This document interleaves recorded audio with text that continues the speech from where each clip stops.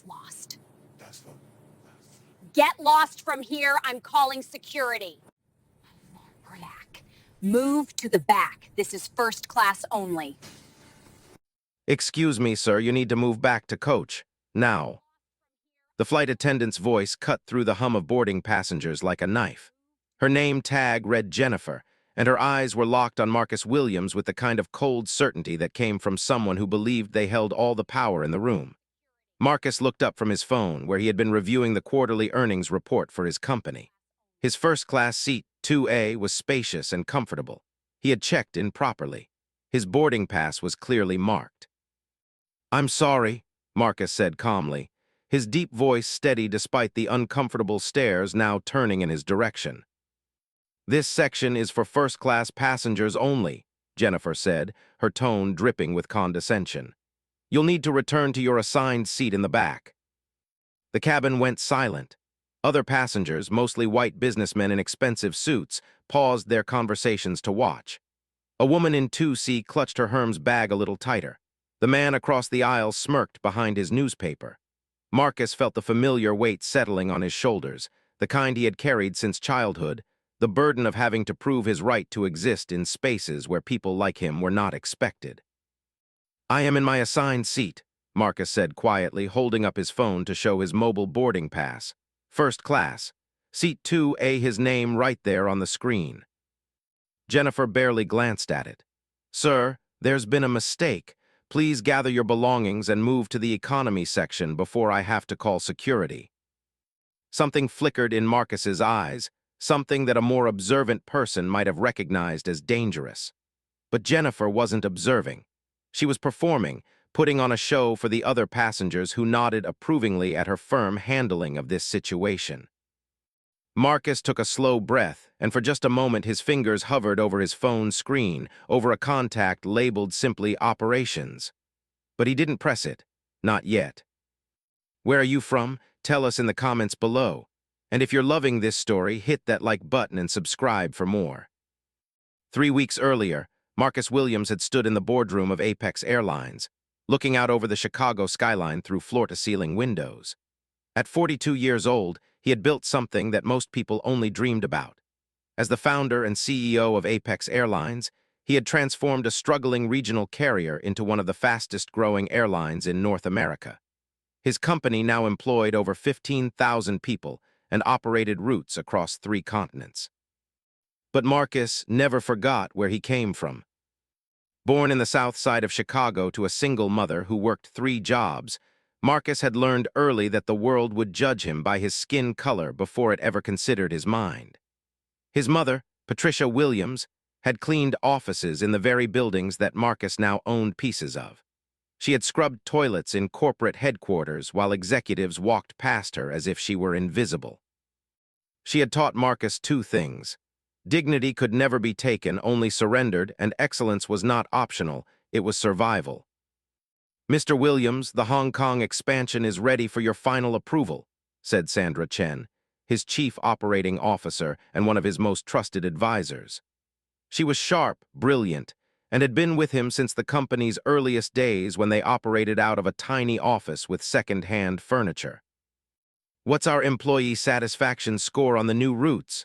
Marcus asked, not turning from the window. 92%, highest in the industry." "Make it 95. I want our flight attendants to feel valued, respected.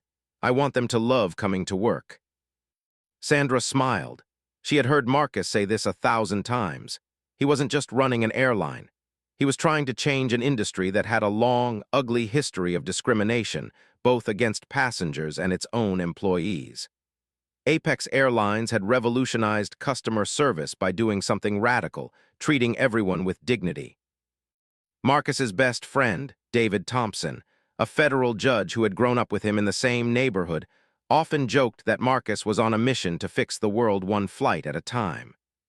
David understood the weight Marcus carried, the responsibility he felt not just to succeed, but to succeed so thoroughly that he opened doors for everyone who looked like him. "You're flying to Miami tomorrow for the convention, right?" Sandra asked. "Commercial, coach, if I have to," Marcus said with a slight smile. I need to see how our competitors are treating passengers. Research. Boss, you own an airline. You could take the company jet. And miss the chance to see what's really happening out there. No chance. Sandra shook her head, but she understood. Marcus believed in leading from experience, not from distance. He had flight attendants who called him at midnight with concerns, knowing he would answer. He had pilots who trusted him because he had spent time in simulators learning what they dealt with. He had gate agents who loved him because he had worked alongside them during the Christmas rush. But there was something else, too. A restlessness. A need to test himself, to make sure he never forgot what it felt like to be underestimated. The next morning, Marcus had booked himself a ticket on Monarch Airlines, Apex's biggest competitor, using his personal credit card under his regular name. He wore jeans, a simple sweater, and sneakers. He carried a backpack. To anyone who didn't know him, he looked like a casual traveler, maybe a teacher or a tech worker flying home. What no one on that flight could have known was that Marcus Williams held the power to reshape their entire day with a single phone call. The discrimination began before Marcus even reached his seat. Gate 47 at O'Hare International Airport was crowded with business travelers, families with strollers, and college students heading south for spring break. Marcus approached the gate agent, a middle-aged white woman named Carol, whose smile disappeared the moment she looked up from her screen and saw him. "Boarding pass," she said flatly, not bothering with the warm greeting she had just given the passenger before him. Marcus handed over his phone, showing his mobile boarding pass. First class, paid in full with his personal credit card. Carol's eyes narrowed. She scanned it twice, then called over her supervisor, a thin man in his 50s with a Monarch Airlines pin on his lapel. "Greg, can you verify this?" she said, her voice low but not low enough. "What's the problem?" Marcus asked evenly. "Just a moment, sir," Greg said, taking Marcus's phone without asking permission. He studied the screen, then looked at Marcus, then back at the screen. "Did you purchase this ticket yourself?" The question hung in the air, loaded with implication. Around them, other passengers slowed their boarding, sensing drama. "Yes," Marcus said. "Is there a problem?" "This is a first-class ticket," Greg said slowly, as if explaining something to a child. "These tickets cost over $1,200. "I'm aware," Marcus replied, his voice still calm, but something cold entering his eyes. "I paid for it." "We just need to verify that this ticket wasn't purchased fraudulently," Carol chimed in, her expression smug. "It's company policy." "Company policy to verify only certain passengers?" Marcus asked quietly. The older white man who had boarded right before Marcus suddenly reappeared from the jetway. "Is there a problem here? I'm supposed to be in 2B next to this seat. I don't want any trouble during my flight." "No trouble, sir," Greg assured him quickly, his tone completely different, warm and apologetic. "Just a small verification issue. We'll have it sorted shortly." But they didn't sort it. Instead, they made Marcus wait as passenger after passenger boarded, many of them glancing at him with suspicion, some with outright hostility. A woman pulled her daughter closer as she passed. A businessman muttered something about people trying to scam upgrades. Marcus stood there, his boarding pass valid, his ticket paid for, his identification ready, and watched as he was treated like a criminal for the crime of being black in first class. Finally, after 20 minutes, after every other first-class passenger had boarded, Greg handed back Marcus's phone. "You can board now, but we'll be watching you."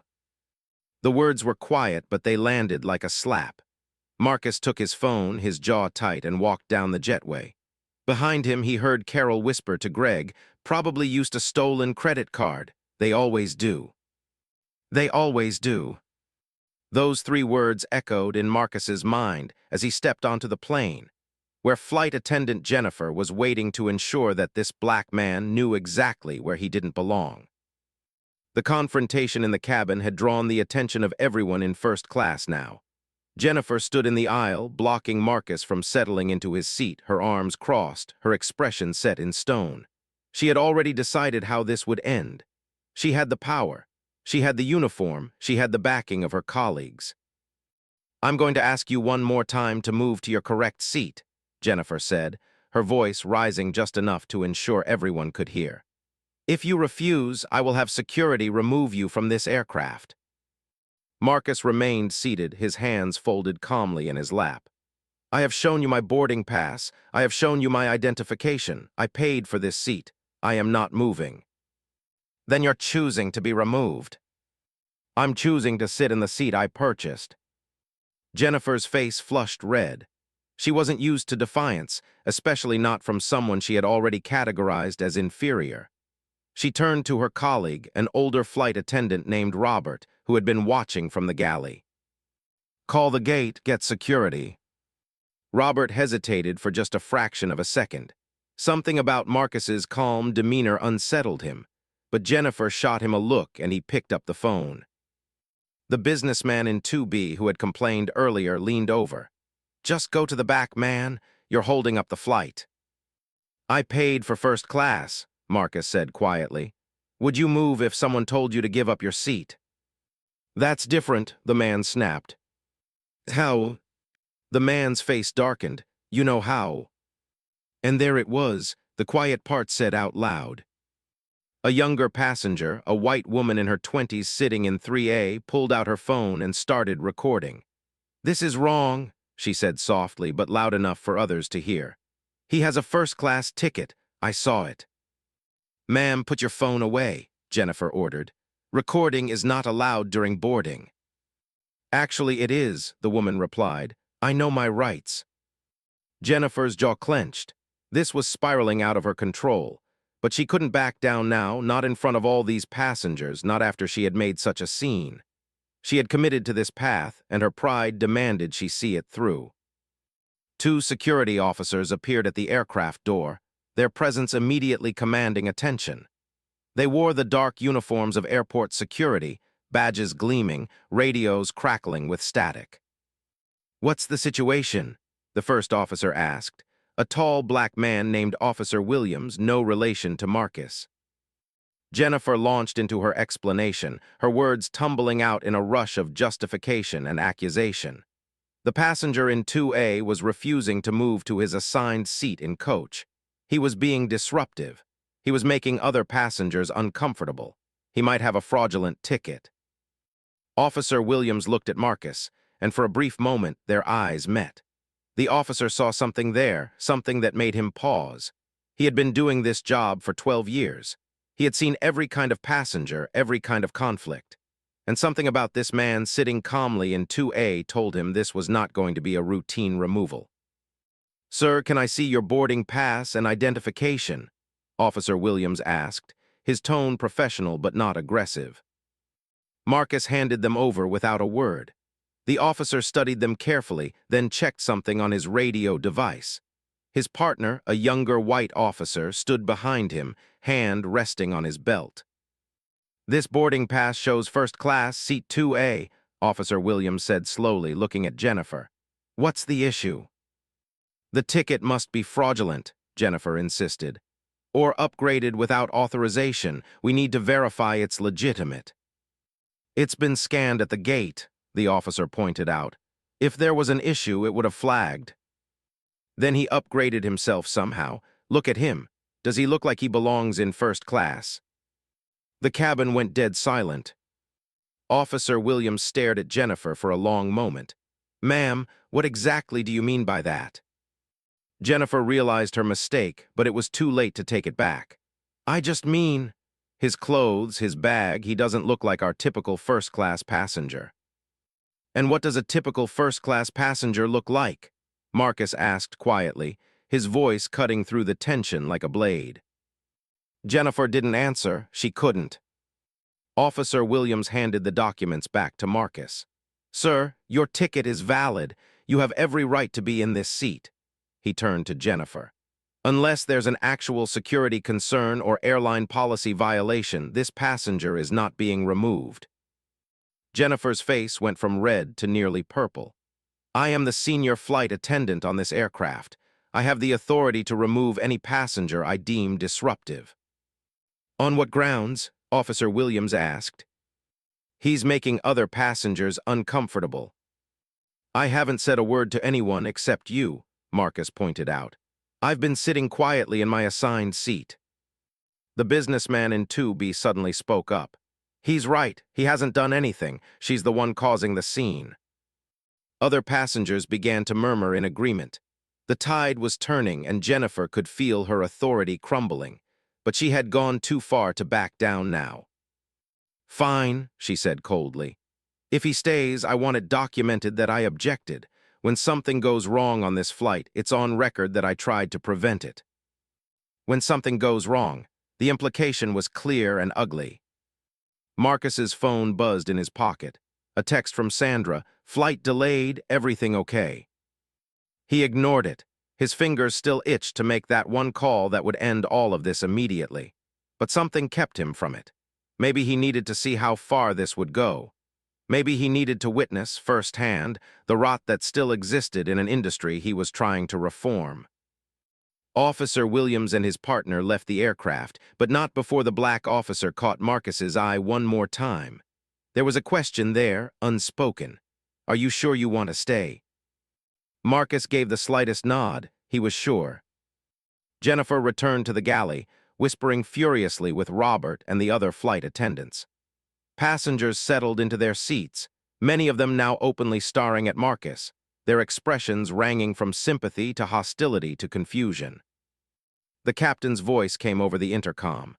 Ladies and gentlemen, this is Captain Morrison. We apologize for the delay. We'll be pushing back shortly. But as the aircraft door closed and the flight attendants began their safety demonstration, Jennifer made sure to position herself right next to Marcus's seat. Every few minutes, she would walk by, checking on other passengers with warm smiles, then pass Marcus without a word, her expression cold. When the beverage service began after takeoff, she served everyone in first class with practiced efficiency and cheerful small talk. When she reached Marcus, she set down a cup of water without asking what he wanted and moved on. "Excuse me," Marcus called after her. "I ordered a coffee." "We're out," Jennifer said without turning around. The woman in 3A spoke up. "You just served the man in 4B coffee." Jennifer ignored her. This continued throughout the flight. Marcus was denied snacks. His call button was ignored. When other passengers received hot towels, he was skipped. It was a master class in petty discrimination, each slight small enough to be deniable but together forming a pattern of deliberate disrespect. The businessman in 2B, to his credit, began to look increasingly uncomfortable. At one point, he leaned over. "I'm sorry about earlier. This isn't right." Marcus nodded but said nothing. He was documenting everything in his mind, every interaction, every slight, every passenger who noticed and everyone who didn't. 2 hours into the flight, as they began their descent into Miami, Jennifer made her final play. She approached Marcus with a form on a clipboard. "I need you to sign this," she said. "What is it?" "Acknowledgement that you were disruptive during boarding and that you've been counseled on appropriate behavior." Marcus looked at the form, then at Jennifer.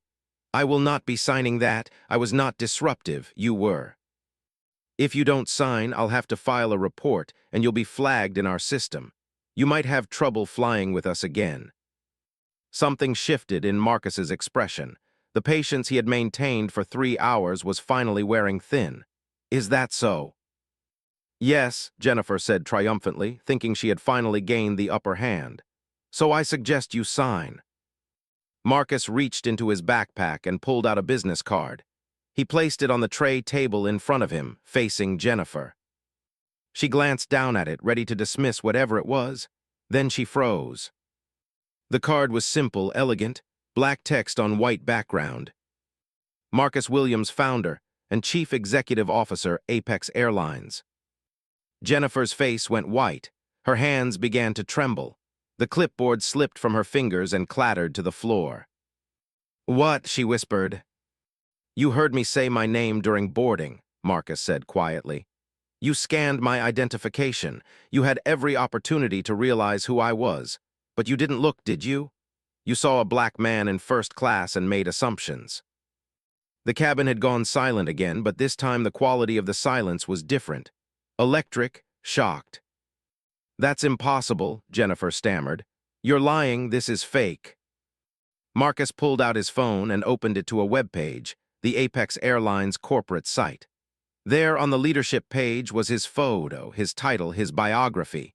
He turned the screen toward her. Jennifer stared at it, her mind clearly racing, trying to find a way out, a way to undo the last 3 hours. I own an airline, Marcus said softly, his voice carrying through the cabin. I have 15,000 employees. I fly commercial regularly to understand the passenger experience, to see how our competitors treat people. And today I learned exactly how Monarch Airlines treats passengers who look like me. The businessman in 2B put his head in his hands. The woman in 3A smiled, her phone still recording. Other passengers began whispering urgently, some pulling out their own phones to verify what they had just heard. Jennifer's legs seemed to give out. She grabbed the seat back for support. Mr. Williams, I didn't know, I'm sorry, I made a mistake. You made a choice, Marcus corrected. Every single thing you did today was a choice. You chose to assume I didn't belong. You chose to humiliate me in front of other passengers. You chose to deny me service I paid for. You chose all of it. Please, Jennifer begged, her voice breaking. Please don't do this. I have kids. I need this job. Marcus looked at her for a long moment. He thought about his mother, scrubbing floors while being invisible. He thought about every black professional who had been treated as suspicious simply for existing in spaces of power. He thought about his mission to change an industry. I'm not the one who put your job at risk, he said quietly. You did that yourself. As the plane touched down in Miami, Jennifer disappeared into the galley. Marcus could hear urgent whispers, the sound of someone crying. Other flight attendants approached his seat, apologizing profusely, their faces pale with fear. They had realized too late the magnitude of what had happened. When the plane reached the gate and the seatbelt sign turned off, Marcus stood calmly, gathered his backpack, and walked toward the exit. The entire first-class cabin watched him in stunned silence. At the aircraft door, the captain was waiting. Captain Morrison was a silver-haired man in his 60s who had been flying for Monarch for 30 years. Mr. Williams, he said quietly, I just learned who you are. I apologize for what happened on my aircraft. Did you know it was happening? Marcus asked. The captain hesitated. No, I was in the cockpit. The cockpit with a door that stays open during boarding, Marcus said. You saw nothing, heard nothing. Captain Morrison's face reddened. He had seen, he had heard, he had chosen to do nothing. Marcus stepped off the plane and into the jetway, his phone already buzzing with messages. Sandra had seen the social media posts. The video from the passenger in 3A was already going viral. News outlets were calling. His board members were texting. But Marcus wasn't focused on any of that. He was focused on one thing, what came next. Because this wasn't over, not even close. But what happened next changed everything. Within 40 minutes of Marcus Williams stepping off Monarch Airlines Flight 2847, the internet exploded. The video from the passenger in 3A, whose name was Emily Rodriguez and who turned out to be a law student at the University of Miami, had been posted to Twitter with the caption, Airline CEO discriminated against on competitor's flight. This is absolutely wild. The video showed everything. Jennifer demanding Marcus move to coach, the security officers being called, the denial of service throughout the flight, and finally the moment Marcus revealed his identity. By the time Marcus reached his hotel in downtown Miami, the video had been retweeted 50,000 times. Major news networks were picking it up. Business journalists were calling it the story of the year. The hashtag Black in First Class was trending worldwide, with thousands of people sharing their own stories of discrimination while traveling. Marcus sat in his hotel room, his laptop open, watching the story unfold in real time. His phone rang. It was David Thompson, his best friend and the federal judge. You really know how to make an entrance, David said. I'm watching CNN right now. They're calling you the Rosa Parks of aviation. That's excessive, Marcus said, rubbing his temples. Is it, brother? You just exposed systemic racism in the airline industry on camera. This is huge. What are you going to do? Marcus was quiet for a moment. I'm going to finish what I started. Meaning? Meaning I'm not just going to accept an apology and move on. I'm going to use this moment to create real change. David was silent for a beat. Marcus, be careful, you're playing with fire. Monarch is a massive corporation. They have lawyers, PR teams, money. They'll come at you hard. Let them, Marcus said softly. I have something they don't have, the truth. While Marcus was strategizing his next move, chaos was erupting at Monarch Airlines headquarters in Atlanta. The CEO, Richard Hastings, a 63-year-old white man who had run the airline for 15 years, was in an emergency meeting with his executive team, his face the color of rotten fruit. How did this happen? He roared, slamming his hand on the conference table. How did we discriminate against the CEO of our biggest competitor? Do you understand what this means? Do you understand the damage? His chief communications officer, a nervous woman named Patricia, pulled up the latest social media metrics on the screen. Sir, it's not just the discrimination that's trending. People are now digging into our history.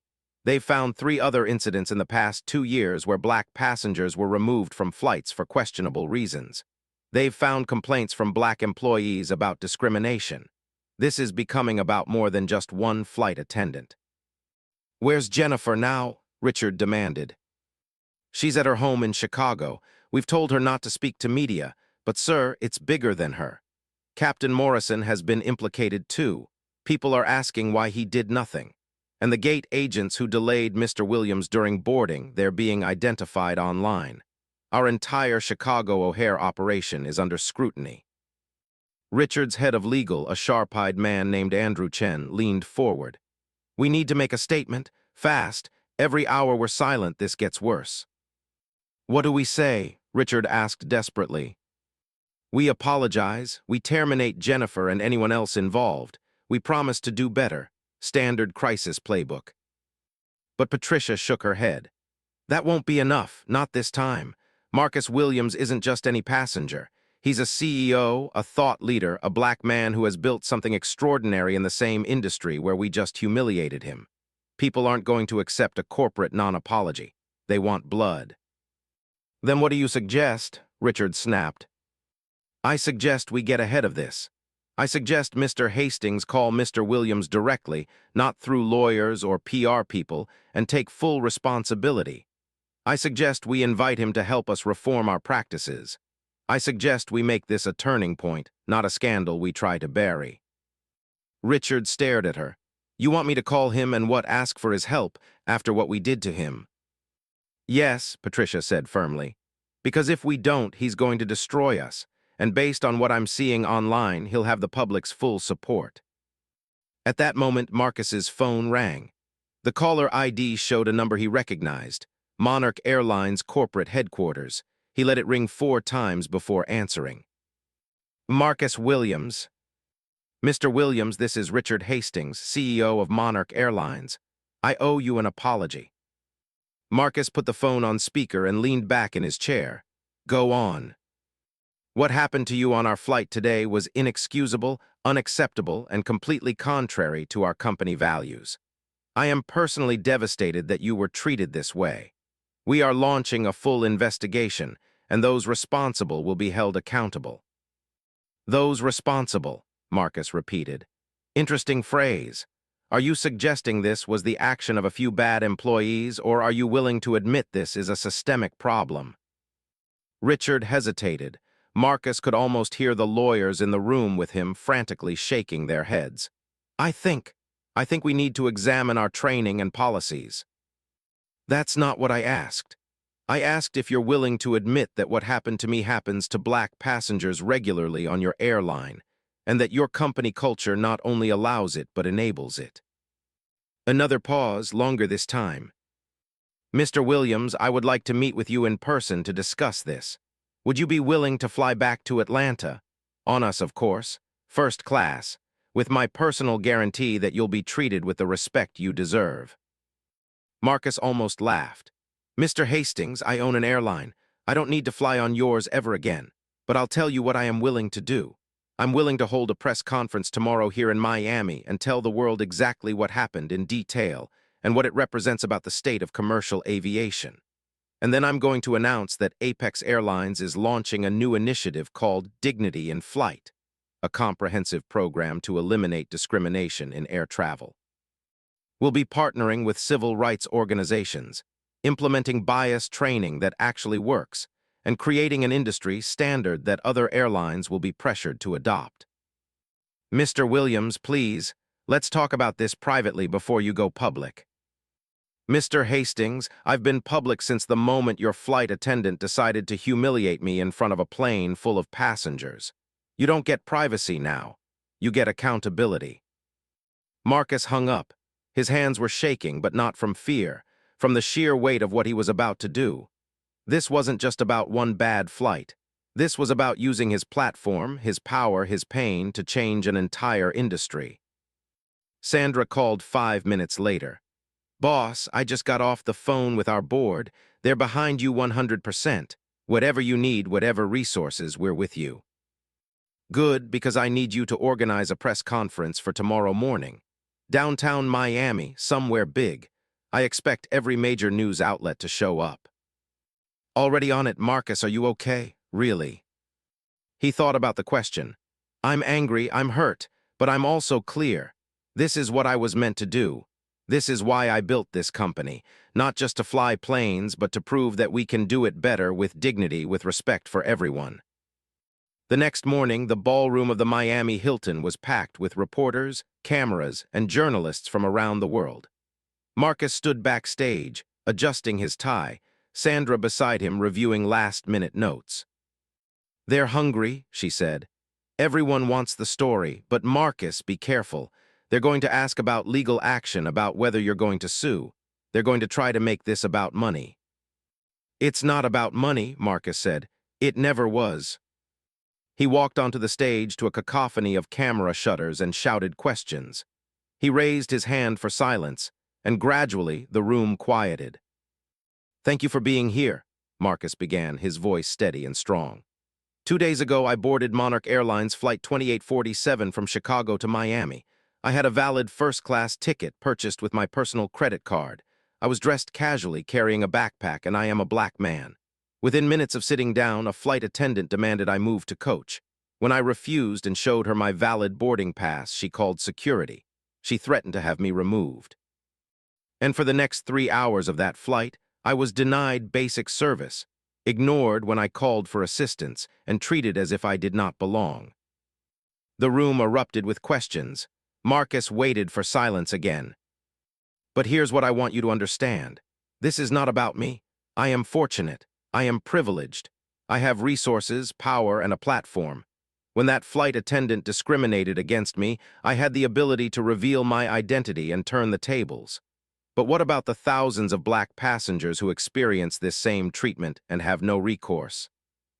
What about the black professionals, the black families, the black students who are told every day that they don't belong in first class, in business class, in spaces of comfort and dignity? They don't have a business card to wave.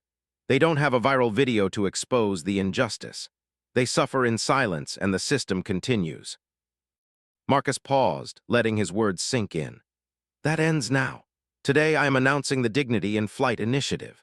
Apex Airlines is committing $50 million over the next 5 years to create comprehensive, mandatory bias training for every employee in our company. We are partnering with the NAACP, the National Urban League, and other civil rights organizations to develop protocols that ensure every passenger, regardless of race, is treated with respect. We are creating an independent oversight board to investigate any complaints of discrimination, with the power to terminate employees who violate our dignity standards. The reporters scribbled furiously. Cameras zoomed in on Marcus's face. But we're not stopping there, Marcus continued. We are challenging every airline in America to adopt these same standards. We are making our training materials available for free to any carrier that wants them. We are calling on the FAA to create mandatory anti-discrimination training as part of flight attendant certification. And we are establishing a legal fund to support passengers who experience discrimination on any airline, not just ours, so they have the resources to fight back. A reporter from the New York Times raised her hand. "Mr. Williams, are you planning to sue Monarch Airlines?" Marcus looked directly at the camera. "I don't need to sue them. The court of public opinion has already rendered its verdict. But I do expect them to do more than issue an apology and fire a few employees. I expect them to join this initiative. I expect them to prove, through action, that they're serious about change. If they refuse, then yes, I will use every legal tool at my disposal to force that change." Another reporter from CNN. "What do you say to people who think this is just a publicity stunt to promote your airline?" Marcus smiled, but there was no humor in it. If standing up against racism is good publicity, then we've lost our way as a society. But to answer your question directly, I would give anything to have not experienced what I experienced on that flight. I would give anything for this not to be necessary. But since it is, I'm going to use every bit of influence I have to make sure it doesn't happen to anyone else. The questions continued for another hour. Marcus answered each one with the same combination of passion, clarity, and righteous anger. He didn't sugarcoat. He didn't deflect. He named the problem, systemic racism in the airline industry. And he offered a solution, accountability, training, and a complete cultural shift. When the press conference ended, Marcus was immediately approached by representatives from several major civil rights organizations who wanted to partner with him. The head of the NAACP Legal Defense Fund, a distinguished woman named Dr. Sharon Mitchell, pulled him aside. "Mr. Williams, what you're doing is important, but I need to warn you, you're about to face a backlash. There are people who don't want this conversation to happen. There are people who will try to discredit you, to dig up anything in your past they can use against you. Are you prepared for that?" Marcus nodded. "I've been preparing for that my whole life, Dr. Mitchell. I'm ready."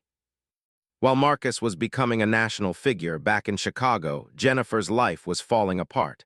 She had been suspended pending investigation, but that investigation was mere formality. By the end of the day, she received termination papers via email. No phone call, no in-person meeting, just a cold corporate dismissal.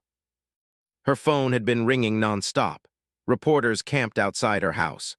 Her social media accounts were flooded with thousands of angry messages.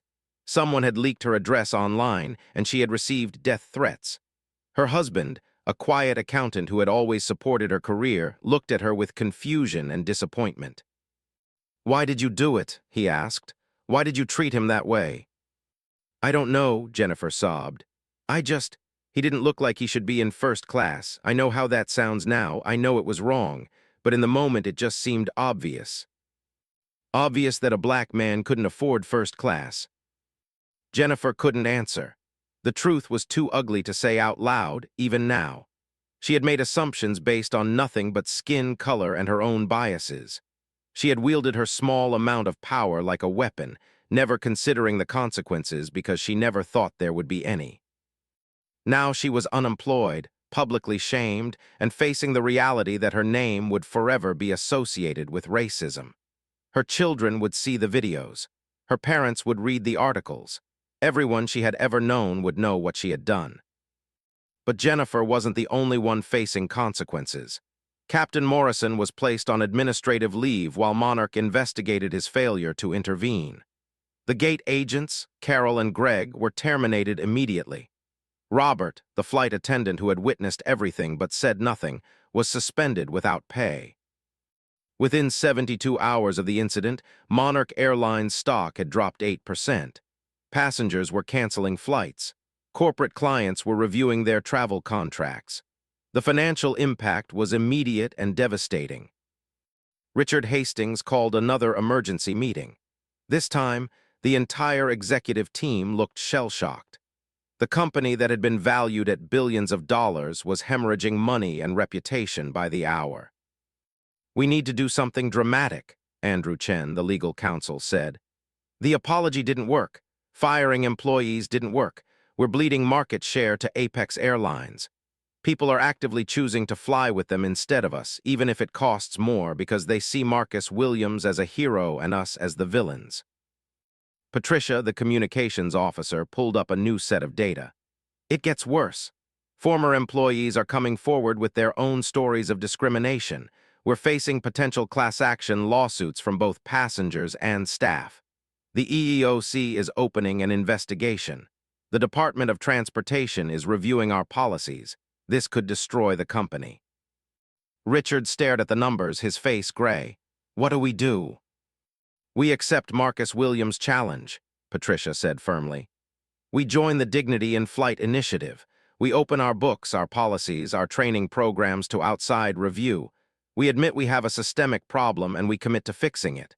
Not because it's good PR, but because it's the right thing to do. And maybe, just maybe, it saves the company.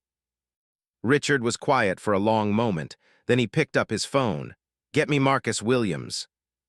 3 days after the press conference, Marcus was back in Chicago, sitting in his corner office at Apex Airlines headquarters.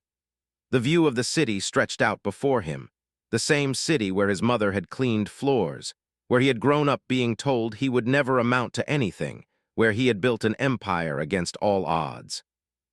His assistant buzzed. Mr. Williams, Richard Hastings is here for his appointment. Marcus took a breath. Send him in.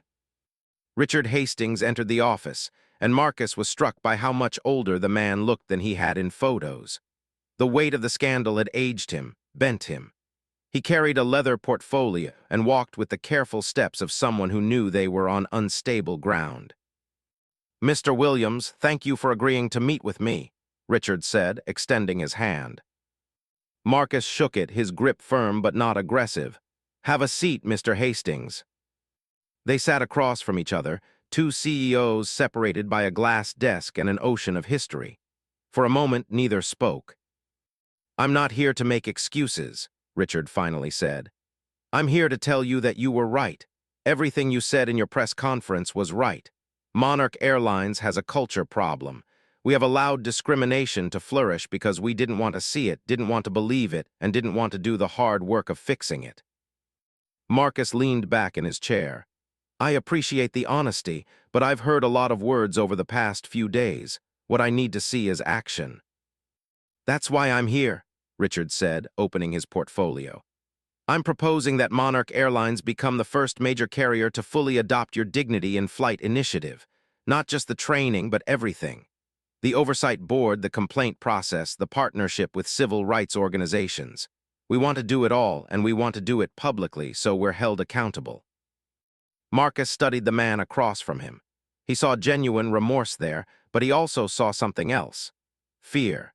Fear of losing the company, fear of being remembered as the CEO who presided over one of the biggest discrimination scandals in aviation history. Why should I trust you? Marcus asked quietly. Why should I believe this is anything more than damage control? Richard met his eyes. Because you have no reason to trust me, and I know that. But I'm asking for the chance to prove it anyway. Not for my sake, for the thousands of employees who work for Monarch, who are good people, who don't deserve to lose their jobs because of our failures, and for the millions of passengers who fly with us who deserve better.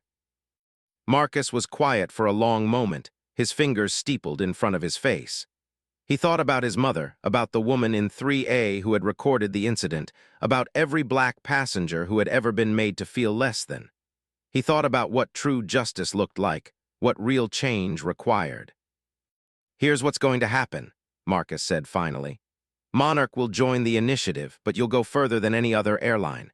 You'll publish diversity data for every level of your company. You'll create fast-track promotion programs for employees of color. You'll establish a passenger bill of rights that gives people real recourse when they're discriminated against. And you'll do it all transparently, with quarterly reports available to the public. Agreed, Richard said immediately. I'm not finished. You'll also establish a $50 million fund, matching what Apex is committing, for aviation education programs in underserved communities. You'll create internships and mentorship programs. You'll actively work to change the face of the industry, not just your company. Richard swallowed hard. $50 million was a significant commitment, especially with the stock price down, but he nodded. Agreed. And one more thing, Marcus said, his voice dropping lower. Jennifer, the flight attendant who discriminated against me, I want her rehired. Richard's eyes widened. What? I want her rehired, but not as a flight attendant. I want her to become a case study. I want her to go through intensive bias training, real training, the kind that changes people. And then I want her to be part of the team that delivers that training to others. I want her to own what she did and help prevent it from happening again. Mr. Williams, I don't know if she'd be willing to do that. Ask her, because the alternative is she gets to be remembered only as the racist flight attendant who discriminated against a CEO. This way, she has a chance at redemption. Real redemption, not just an apology tour. Richard stared at Marcus with something approaching awe. You're giving her a second chance. I'm giving everyone a second chance, Marcus corrected. Including your company, but understand this, I will be watching. The public will be watching. And if Monarch backslides, if this turns out to be performative rather than transformative, I will use every resource I have to expose it. Are we clear? Crystal clear, Richard said, extending his hand again. Thank you, Mr. Williams, you didn't have to do this. Yes, I did, Marcus said, shaking his hand. Because this is bigger than me, bigger than you, bigger than our companies. This is about the kind of world we want to live in. After Richard left, Sandra entered the office, a knowing smile on her face. You just helped save your biggest competitor. You know that, right? The board is going to have questions. Let them ask, Marcus said. This was never about destroying Monarch. It was about changing the industry. If they're willing to do the work, truly do it, then we all benefit. You're a better person than me, Sandra said, shaking her head. If someone had humiliated me like that, I'd want blood. Marcus turned back to the window, looking out at the city. I wanted blood too, for about 5 minutes. But then I realized that blood doesn't change anything. It just creates more pain. Real change requires something harder than revenge. It requires believing that people can be better, that systems can be fixed, that progress is possible. Over the next 6 months, the transformation was remarkable. Monarch Airlines implemented every single element of the Dignity in Flight initiative, and they did it publicly with full transparency. Every quarterly report detailed their progress, their failures, their ongoing efforts. Jennifer returned to the company, not as a flight attendant, but as a trainer, telling her story with raw honesty and helping others understand the insidious nature of unconscious bias. Other airlines began to follow suit. First the smaller carriers, then the major ones. Delta announced their own initiative. United followed. American Airlines committed to a comprehensive review of their policies. What had started as one man's experience on one flight had become a movement that was reshaping an entire industry. Marcus was invited to testify before Congress about discrimination in commercial aviation. He spoke for 3 hours, laying out not just the problems but concrete solutions. Legislation was introduced requiring all airlines to adopt anti-discrimination standards. It passed with bipartisan support, one of the rare moments of unity in a divided political landscape. The woman who had recorded the original video, Emily Rodriguez, graduated from law school and was immediately hired by the NAACP Legal Defense Fund, where she specialized in transportation discrimination cases. She and Marcus stayed in touch, and she often credited him with inspiring her to focus her legal career on civil rights. Officer Williams, the security officer who had handled the situation with professionalism, was promoted and became the head of sensitivity training for airport security nationwide. He later said in an interview that Marcus Williams had taught him the difference between enforcing rules and enforcing dignity. But perhaps the most profound change came in the smaller moments, the everyday interactions that never made headlines. Flight attendants thought twice before making assumptions. Gate agents paused before questioning a passenger's legitimacy. Pilots spoke up when they witnessed discrimination. The culture shifted, slowly but unmistakably, toward something better. Marcus continued to fly commercial, still preferring to experience aviation as his passengers did. But now, when he boarded a plane, he often noticed small things. A black family in first class receiving the same warm service as everyone else. A flight attendant going out of their way to help an elderly passenger of color. A captain making a point to welcome every passenger personally. These moments didn't make the news. They weren't viral videos. But they were the real victory, the proof that change was taking root. 1 year after the incident, Marcus was invited to speak at the annual Aviation Industry Conference in Las Vegas. The ballroom was packed with CEOs, pilots, flight attendants, and industry leaders from around the world. As he walked to the podium, he saw Richard Hastings in the front row, sitting next to Jennifer, both of them applauding. "A year ago," Marcus began, "I sat down in a first-class seat that I had paid for and I was told I didn't belong. I was humiliated, disrespected, and treated as if my very presence was a threat. It was one of the most painful experiences of my professional life. But it was also one of the most important, because it forced all of us to confront a truth we had been avoiding. That discrimination in aviation was not an aberration, but a pattern. Not an accident, but a system." He paused, looking out at the sea of faces. "Today, I stand before you not as a victim, but as a partner in transformation. Because what happened after that flight was extraordinary. It wasn't just one company changing, it was an entire industry recognizing that we could do better, that we must do better. And slowly, painfully, beautifully, we are." Marcus clicked to the next slide, showing data on discrimination complaints in aviation. The numbers had dropped by 40% in just 1 year. Not enough, not nearly enough, but moving in the right direction. "But we cannot celebrate too soon," Marcus continued, his tone becoming more serious. "Because for every complaint that gets reported, there are dozens that don't. For every viral video that sparks outrage, there are thousands of quiet indignities that never see the light. Our work is not done. It may never be done. But as long as we commit to the journey, as long as we refuse to accept discrimination as normal, as long as we believe that every passenger deserves dignity, we will continue to progress." The applause that followed was thunderous, a standing ovation that lasted for nearly 5 minutes. But Marcus wasn't thinking about the applause. He was thinking about his mother, wishing she were alive to see this moment. She had passed away 2 years earlier, just before Apex Airlines truly took off. But he knew she would have been proud. Not because he had built a successful company, not because he had wealth or status, but because he had used his position to lift others, to create space for people who looked like him to exist without constantly proving their worthiness. After the speech, Marcus was approached by a young black woman, probably in her early 20s, wearing a flight attendant uniform from a regional carrier he didn't recognize. "Mr. Williams," she said nervously, "I just wanted to thank you. I've been a flight attendant for 2 years, and before what happened to you, I experienced discrimination from passengers regularly. They would refuse to let me serve them, demand to speak to someone else, make comments about affirmative action. But after your story came out, after the industry started changing, it's gotten better. Not perfect, but better. And more importantly, I feel like I have support now. Like my company has my back when those situations arise. You did that. You made my job safer and more dignified, so thank you." Marcus felt emotion rising in his throat. This was why he had done it. Not for the headlines, not for the accolades, but for this young woman and the thousands like her who deserved to do their jobs without facing hatred. "What's your name?" he asked. Keisha Thompson." "Keisha, you don't need to thank me. You show up every day and do a difficult job with grace and professionalism. You're the hero of this story, not me.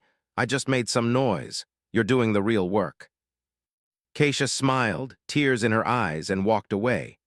Marcus watched her go, feeling the weight of responsibility but also the lightness of purpose. That evening, Marcus sat in his hotel room, looking out at the Las Vegas Strip, the lights blazing against the desert darkness. His phone buzzed with a message from David Thompson, his best friend. "Saw your speech. Your mom would be so proud. Hell, I'm proud. You changed the game, brother." Marcus smiled and typed back, "We changed it together. None of this happens without community."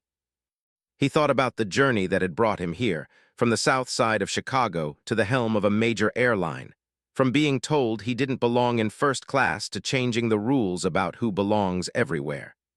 It had been exhausting, painful, and transformative. But as he sat there, reflecting on the past year, Marcus realized something profound. The incident on that Monarch flight hadn't broken him. It had revealed him not just to the world, but to himself. It had shown him the depths of his own strength, his capacity for grace under pressure, his ability to transform pain into purpose. He had been tested in the crucible of public humiliation and had emerged not with bitterness but with clarity. He knew now more than ever what his life's work was meant to be. Not just building a successful airline, but building a more just industry, a more equitable world. The next morning, Marcus boarded his flight back to Chicago.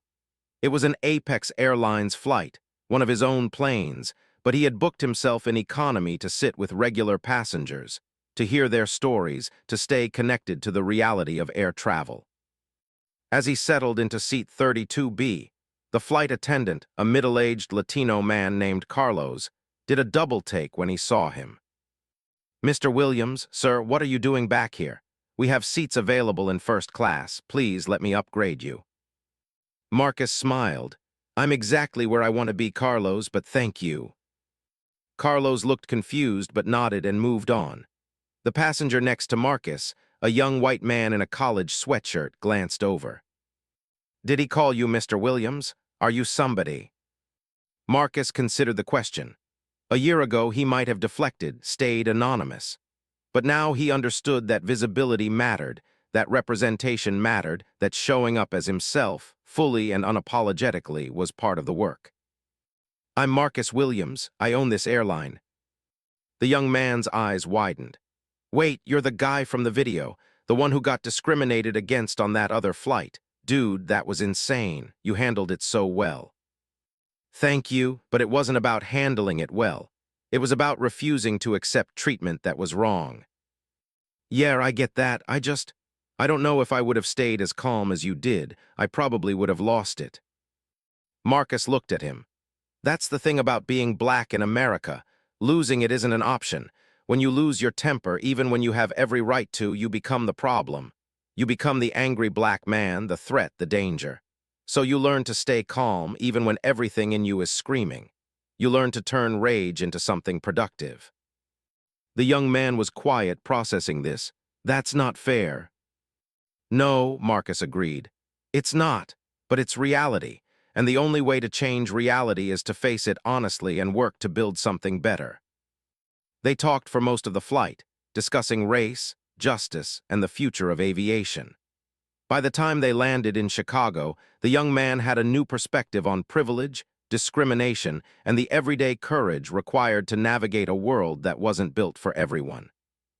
As Marcus stepped off the plane, Carlos stopped him. "Mr. Williams, can I ask you something?" "Of course." "Why do you fly in economy? You own the airline, you could have a private jet. You could fly first class every time. Why choose this?" Marcus thought about the question, about all the reasons that layered on top of each other. "Because I never want to forget what it feels like to be treated as ordinary. The moment I start believing I'm special, I stop understanding the people I'm meant to serve. My mother cleaned airplanes for years before she died. She never flew first class in her life.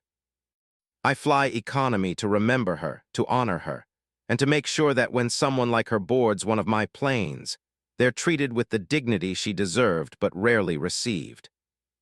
Carlos's eyes glistened. "You're a good man, Mr. Williams." "I'm trying to be," Marcus said. "We're all just trying to be." 6 months later, the final piece of the story fell into place. Marcus received a letter, handwritten on plain paper, postmarked from Chicago. The return address was unfamiliar, but when he opened it, he immediately recognized the name at the bottom. "Jennifer." The letter was long, several pages of careful script, and it began with an apology that was clearly the product of months of reflection and therapy. "Dear Mr. Williams," it read, "I know I can never undo what I did to you. I know that saying sorry is inadequate for the pain I caused, not just to you, but to everyone who saw themselves in you, everyone who has experienced the kind of discrimination I so thoughtlessly perpetrated. But I want you to know that your decision to give me a second chance changed my life." For the first 6 months after the incident, I was consumed with self-pity. I thought I was the victim, that my life had been destroyed over a mistake. It took time and a lot of hard work in therapy and bias training for me to understand that I wasn't the victim. You were. And so were the countless other passengers I had probably mistreated over my career without even realizing it. The training you designed, the program you required me to complete, was brutal. It forced me to confront every assumption I had ever made, every stereotype I had internalized, every moment I had wielded my small amount of power to make someone feel less than. I wanted to quit 100 times. But I didn't because I realized that if I quit, I would be the same person who humiliated you on that flight. And I didn't want to be that person anymore. Now, when I train other flight attendants, I tell them my story. The real story, not a sanitized version. I tell them how I looked at a black man in first class and immediately assumed he didn't belong. I tell them how I called security on someone who had done nothing wrong. I tell them how I denied service to a passenger because of the color of his skin. And I tell them what it cost me, what it cost my family, what it cost the company. But more importantly, I tell them what it cost you. The humiliation, the anger, the exhaustion of having to prove your humanity to someone who should have simply seen it. I tell them that discrimination isn't just about big, obvious acts of hatred.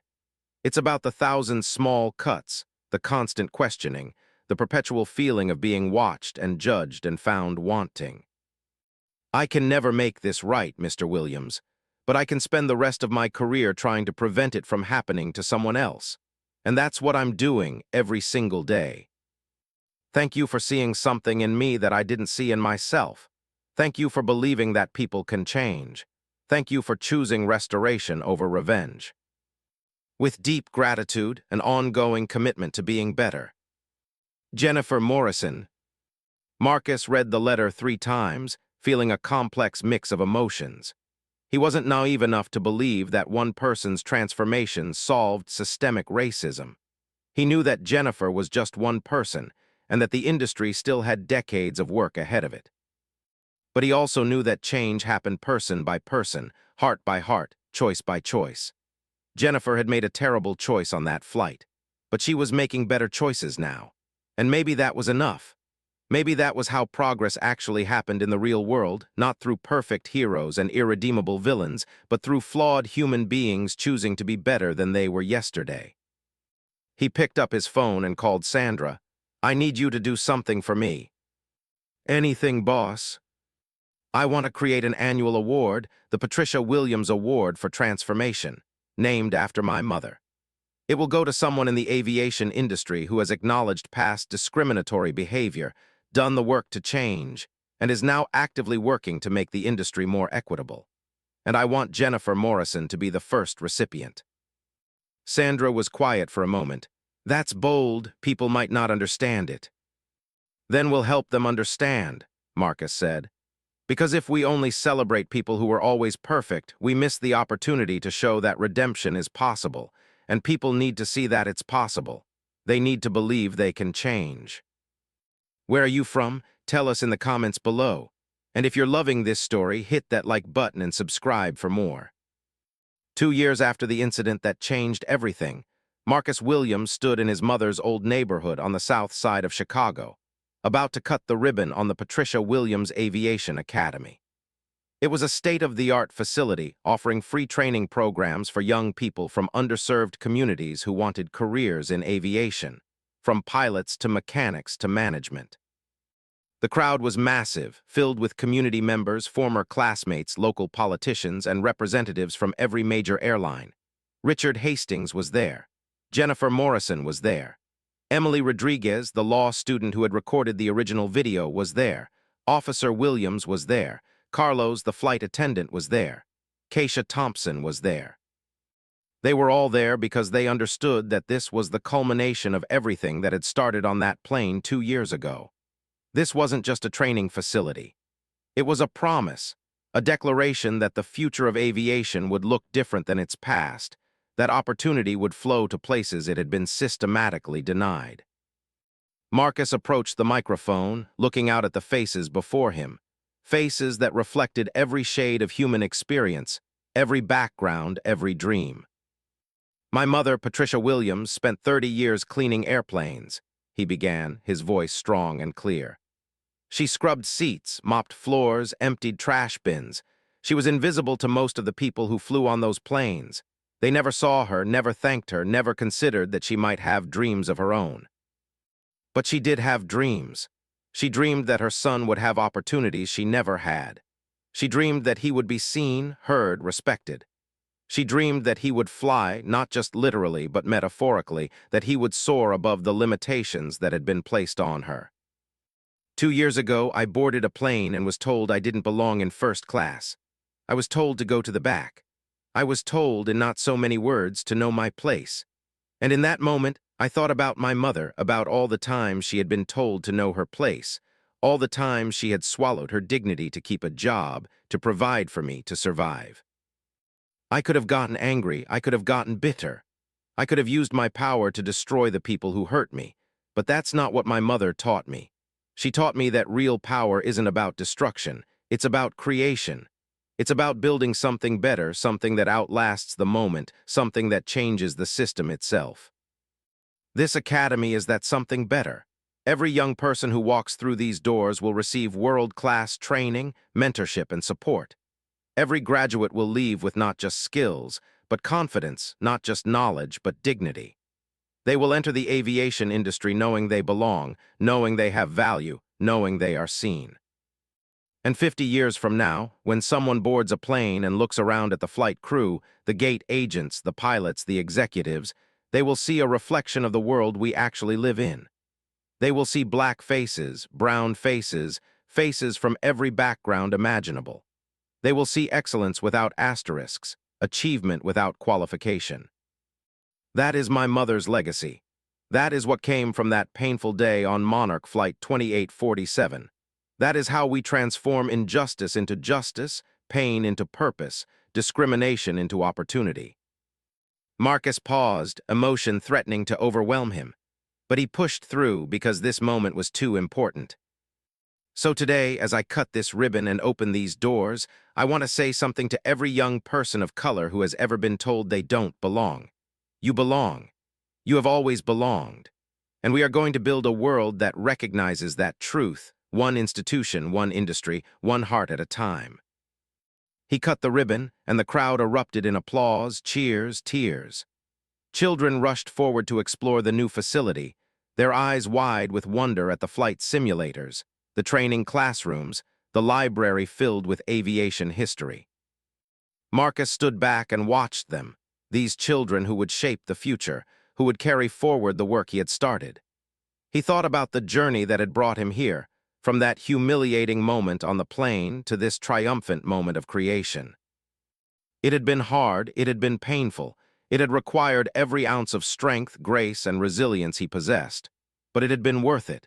Every single second had been worth it. Because justice wasn't just about punishing wrongdoing.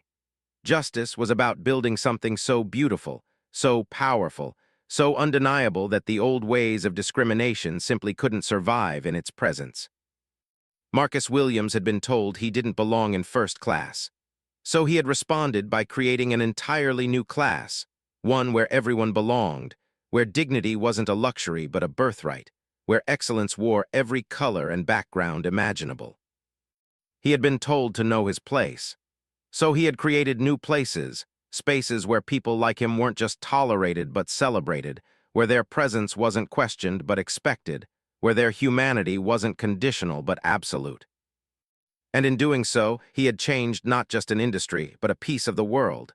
One flight, one moment, one choice at a time.